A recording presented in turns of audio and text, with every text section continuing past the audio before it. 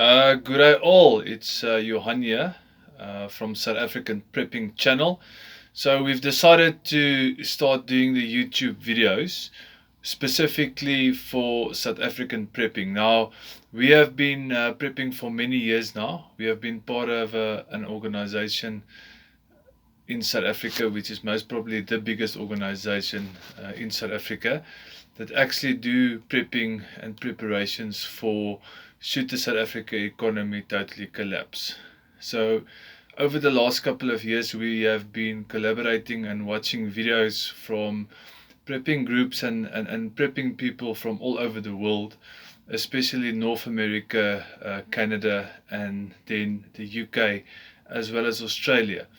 But the reason why we decided to start making these videos is specifically because of the fact that prepping in South Africa or in Africa is to a large extent much different than you would be prepping in a first world country. You need to understand that South Africa is a third world country, and that our economy and our dynamics work much differently. So to kick off this video, 5 reasons why people should actually be prepping in South Africa will be the following.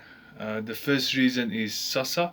Now, we looked at the stats about 2 weeks ago, and South Africa reckons that about 11.8 million people in South Africa gets a monthly Sassa Grant payout.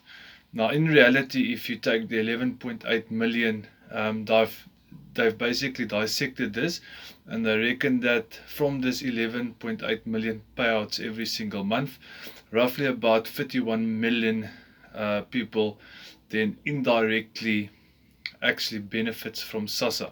So should Sassa next month decide not to pay, or there is a cash crisis, or there is no more money, or the system fails, and 11.8 million direct Sassa payers don't get paid their monthly, let's call it Sassa salary, they cannot buy food, they cannot look after their families. The whole system will then totally collapse.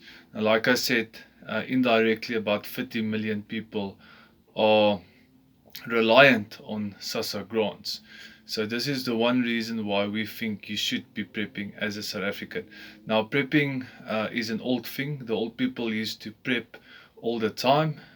Sometimes because they were subsistence farmers, they planted during certain times of the year, and then they had to store or keep some of their extra produce for during the winter time until they can plant again. It is just in modern times, where we have a Pick n Pay and a Spar and a Checkers and a Makro, that people stopped actually prepping or storing away food for times of need, or times of difficulty, or times where you don't have an income. So the second reason why we think South Africans should actually prep or prepare is because of Eskom. Now, we're not going to go into the whole saga of Eskom, but currently in South Africa we are sitting on level 2 load shedding, which basically means sorry, the birds on top of the roof. This isn't actually our prepping pantry that I'm sitting currently in. Yeah, this is where we store all of our prepping stuff, and I'm actually sitting on some of the crates as we're making this video. Anyway, to come back to Eskom. So Eskom, we know the situation around Eskom. So currently we're experiencing what we call load shedding in South Africa. For international viewers, in America, in those places, they call it actually a blackout. In South Africa, we've given it a name, load shedding. So at this stage, we're in stage 2. So we're getting power cuts roughly around 2 hours, roughly about twice a day at this stage. So let's think for a moment, should the total Eskom system collapse, what will happen? Within 3 days, your local Pick n Pay, Spar, Checkers, Makro, Woolworths, whatever store, Choppies, Boxer, doesn't matter what store, within 3 days, without power, most of these stores will actually lose most of their fresh produce. And it's the same with inside of your house. If you don't have power for continuously 3 days, within 3 days you will basically throw away all your frozen and fresh foods. This will then lead to obviously a supply chain issue where people won't be able to buy fresh fruits, fresh meats, and so forth. And then once the system has collapsed, you will also not be able to get water into the suburbs or the cities, because obviously all of our pumps, water pumps, work on electricity. And then the third thing that will happen is we will have no supply to diesel or petrol, because you need to understand that every single petrol station pump in South Africa actually runs on power. So the third thing that we think why you should be prepping is the laws and the regulations in South Africa. Currently, you all know about the new proposed gun laws in South Africa and the new gun laws that they want to institute. Now, this will directly impact us as legal gun owners, because of the high crime in South Africa. We won't be able to defend ourselves. But new or older regulations that they are pushing forward as well is land expropriation, the expropriation of pension funds. They want to force pension funds to invest in infrastructure. And we already know, and we all know, that if you're watching this, that the South African government is doing all of these things for one absolute reason, and that is for total control and total domination of the South African population, because we know the ANC is in actual fact a communist party, and the agenda that they are driving is to basically fully control the South African population. So the fourth reason why we think you should be preparing, and that walks hand in hand with Sassa, is the crime rate and the unemployment rate. Now, last week Stats South Africa released figures that they reckon about 42.8% of all South Africans are unemployed. Now, the clever economist actually said that this figure is incorrect, and it is more close to 51%. So even if we work according to the government stats, you would realize that 42.8% of all South Africans are currently unemployed.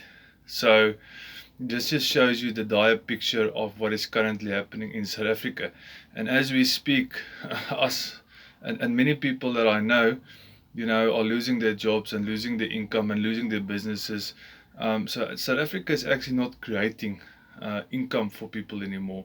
It is actually just going backwards, and it's becoming worse and worse every single day. So the fourth reason why we think you should be prepping is because of crime and unemployment. And then the last point, or the fifth point, why we think you should be prepping or preparing like we are doing, is for the fact that if you look at the current government, the ANC government, they have been ruling for the last 27 years now. We have seen every single government entity being either corrupt or bankrupt, or they needed to be bailed out.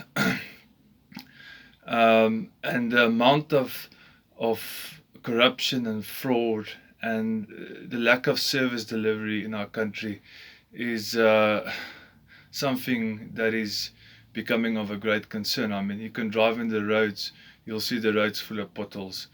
You'll see water pipes that burst. You'll see sewage leaking out. I mean, the Vaal River is full of sewage, raw sewage.